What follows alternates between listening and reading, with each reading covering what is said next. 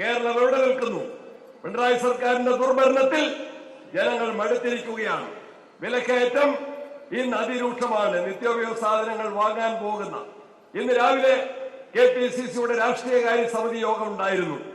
ആ യോഗത്തിൽ നമ്മൾ വളരെ ഗൗരവത്തിൽ ചർച്ച ചെയ്ത ജനകീയ ജീവൽ പ്രശ്നങ്ങളിൽ ഒന്ന് വിലക്കയറ്റം തന്നെയാണ്. എല്ലാ സാധനങ്ങൾക്കും, അരിക്കാണെങ്കിലും വെളിച്ചെണ്ണയ്ക്കാണെങ്കിലും പയറിനാണെങ്കിലും പച്ചക്കറിക്കാണെങ്കിലും പഴവർഗ്ഗങ്ങൾക്കാണെങ്കിലും തീപിടിച്ച വിലയാണ്. പൊതു വിതരണ സംവിധാനങ്ങൾ തകർന്നിരിക്കുന്നു.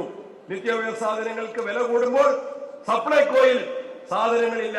സപ്ലൈകോ അടച്ചുപൂട്ടലിന്റെ വക്കത്താണ്. നമുക്കെല്ലാവർക്കും അറിയാം.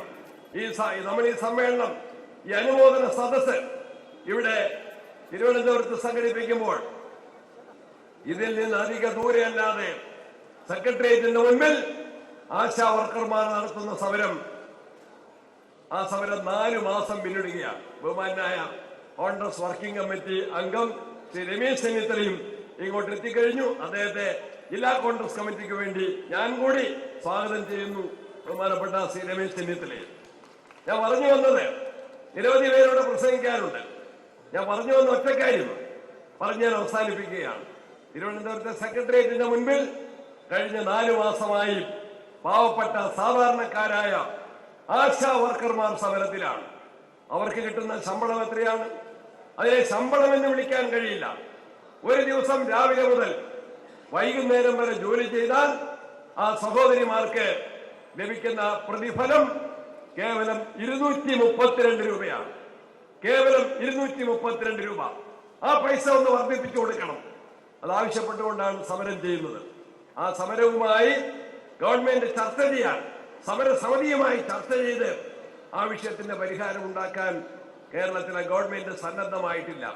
മറിച്ച് അവര് ശമ്പളം കൂട്ടിക്കൊടുത്തു. ആർക്കാണെന്നറിയോ? തിരുവനന്തപുരത്തെ പട്ടത്തെ എയർ കണ്ടീഷൻ ഓഫീസിൽ വല്ലപ്പോഴും എത്തി ജോലി ചെയ്യുന്ന പബ്ലിക് സർവീസ് കമ്മീഷന്റെ ചെയർമാന്റെ ശമ്പളം ഒരു മാസം എത്രയാണ്? 4,10,000. പിണറായി വിജയൻ കൂട്ടിക്കൊടുത്താണ്. പബ്ലിക് സർവീസ് കമ്മീഷൻ ചെയർമാന്റെ ശമ്പളം ഒരു മാസത്തിൽ 4,10,000. അംഗങ്ങളുടെ ശമ്പളം 4 ലക്ഷമായിട്ട് വർദ്ധിപ്പിച്ചിരിക്കുന്നു. മുഖ്യമന്ത്രിയുടെ പരസ്യത്തിന് വേണ്ടി PR ഏജൻസി മുഖ്യമന്ത്രിയെ മാധ്യമങ്ങളുടെ മുൻപിൽ, ജനങ്ങളുടെ മുൻപിൽ നല്ലവനായിട്ട് ചിത്രീകരിക്കാൻ ഒരു ഏജൻസിയെ വെച്ചിരിക്കുകയാണ്. ആ ഏജൻസി ഇല്ലെങ്കിൽ മുഖ്യമന്ത്രിയുടെ യഥാർത്ഥ രൂപം എന്താണ്, യഥാർത്ഥ നയസമീപനം എന്താണ് എന്ന് ജനങ്ങൾ മനസ്സിലാക്കും. അതുകൊണ്ട് PR ഏജൻസി, പരസ്യത്തിന് ഒരു ഏജൻസി വെച്ചിരിക്കുന്നു. ആ ഏജൻസിക്കും നിലമ്പൂർ തെരഞ്ഞെടുപ്പിനിടയിലും പിണറായി വിജയൻ ഗവൺമെന്റ് ശമ്പളം വർദ്ധിപ്പിച്ചു കൊടുത്തു. എന്നാൽ ആശാ വർക്കർമാരുടെ കണ്ണീര്, അവരുടെ കരച്ചിൽ, അവരുടെ ദയനീയാവസ്ഥ കാണാൻ പിണറായി വിജയന്റെ സർക്കാർ സന്മനസ് കാണിച്ചിട്ടില്ല. അതിൽ ജനങ്ങൾക്കുള്ള പ്രതിഷേധമാണ് ആര്യാടൻ ഷൗക്കത്തിന്റെ ഭൂരിപക്ഷം 11,000 വർദ്ധിക്കാൻ ഇടയാക്കിയത് എന്ന് മനസ്സിലാക്കാം.